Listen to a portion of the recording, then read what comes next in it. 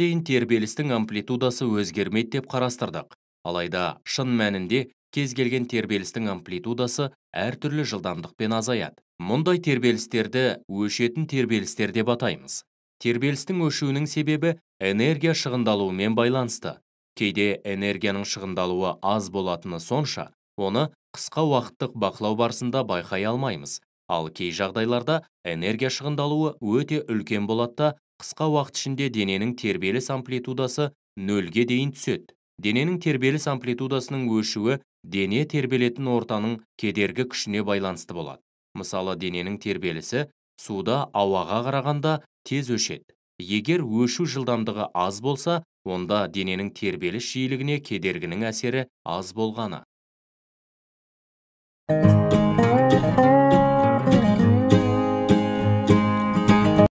Серпімді дене тепетеңдік күйінен ауытқығанда еркін тербеліс жиілігімен тербеле бастайды. Әртүрлі денелер әртүрлі еркін жиілікпен тербеледі.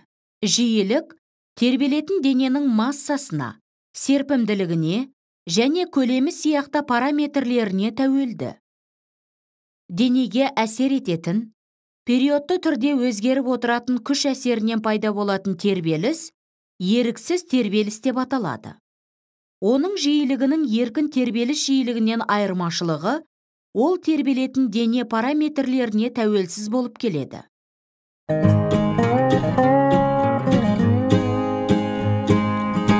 Егер біз маятникті қозғалысқа келтірсек, онда біраз уақыт өткен соң оның тербелісі тоқтайтынын байқаймыз.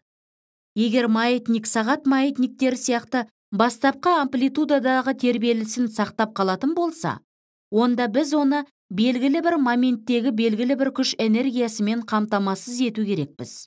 Бұл жағдайда тербеліс тудыратын сыртқа әрекет етуші күш жиілігінің өзгерісі маятник тербелісінің жиілігімен сәйкес болады. Сыртқа әсер етуші күш салдарынан пайда болатын тербелісті еріксіз тербеліс деп атайды. Еріксіз тербелістер мен әсер етуші күш жиіліктері бірдей шамаға тең болады.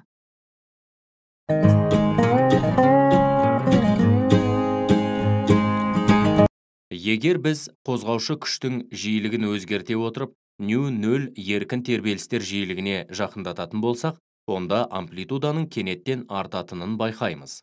Өшіру әлсіз болған сайын амплитуданың артуын бақылау оңай болады. Теория жүзінде еркін тербеліс өшпейтін болмаса, онда тербеліс амплитудасы шексіздікке ұмтылады. Графикте көрсетілген қисық сызықтар резонанстық қисықтар деп аталады.